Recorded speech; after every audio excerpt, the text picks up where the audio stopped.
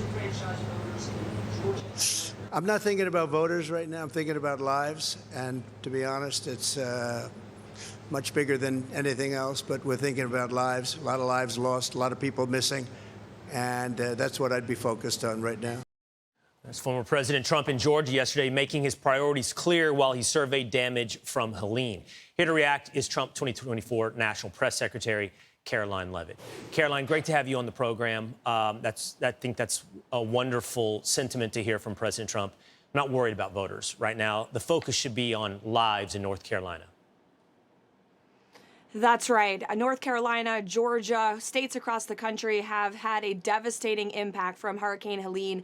And over the past week, President Trump has shown the world and the country what real leadership looks like. He has gone to Georgia twice to tour impacted areas. He has received 2 local briefings, asked good questions of local officials. What do they need? How can he be helpful? Even though he's not in the White House right now, he has privately raised and donated more than $5 million through his GoFundMe page. We're still encouraging our fellow Americans to chip in to help our fellow Americans who the federal government has left behind. Our motorcade was passing through Evans, Georgia yesterday, and I couldn't help but look out the window. There were trees down everywhere. Cars were smashed. Homes still without electricity. Our fellow Americans on the sidewalk, watching President Trump's motorcade come through, a little bit of hope he was giving to them just by showing up, because our real leaders, Kamala Harris and Joe Biden, are absent. Kamala Harris had the audacity to go to a microphone and to say that she's going to give $750 to struggling Americans when we just gave another $6 billion to Ukraine. Why can we only give $750? Because Kamala Harris bankrupted FEMA, spent $1 billion on illegal immigrants, putting them up in luxury hotels, while our fellow Americans have been displaced from their homes from one of the worst hurricanes this country has ever seen. It's a dereliction of duty. Our fellow Americans are struggling. President Trump understands that, and he's going to continue to show up. You know, Karoline, you bring up that GoFundMe. I know they set the original goal at $1 million. It's already at $5 million. And I want to take a moment here to provide a fact check for Americans who might have been led astray. There were some viral posts to suggest that the Trump campaign was only going to send 3% to victims and keep the other 97%. I personally called GoFundMe earlier this week. I said, that can't be true. Is that true?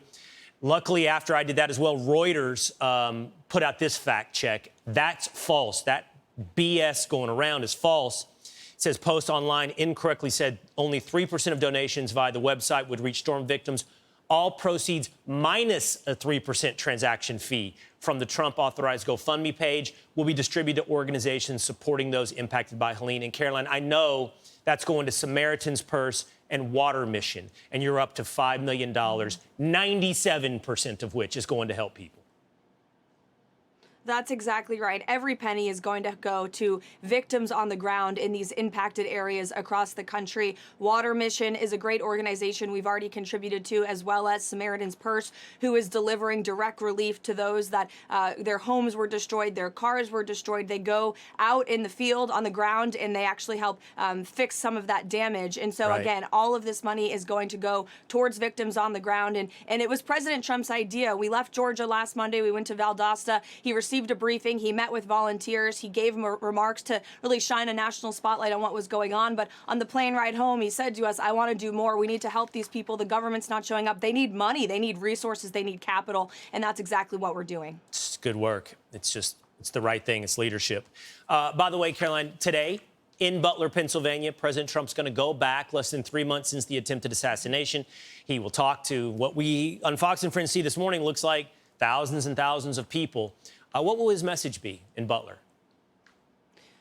Well, today is a solemn day for the country, for our campaign. President Trump is going back to Butler to honor the lives of the victims who were lost, who were injured, to be with their families, and to really just show the strength of these families who lost their loved one, the family of Corey, namely, and the other 2 gentlemen on that day who were injured. And it really, the fact that there are thousands of people already in Butler right now, I saw the lines behind Pete, it's so encouraging. The fact that Pennsylvanians are showing up at a place where President Trump Trump came within millimeters of losing his life shows the resiliency, the strength, the determination of the American people. And he will be there tonight with a message of unity, a message of strength, talking about how we're going to save this great country. And again, it was just 2 months ago where he took a bullet for democracy. And we have a current Vice President in Kamala Harris, a president in Joe Biden, who are threatening democracy every day with their wide open border invasion of this country, with their weak foreign policy leading us to the brink of World War III, with their terrible energy policy that has increased the cost of living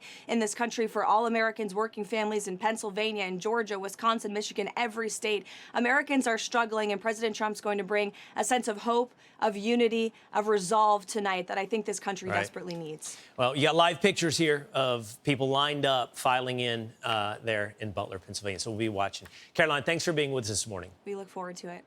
I'm Steve Ducey. I'm Brian Kilmeade. And I'm Ainsley Earhart. And click here to subscribe to the Fox News YouTube page to catch our hottest interviews and most compelling analysis.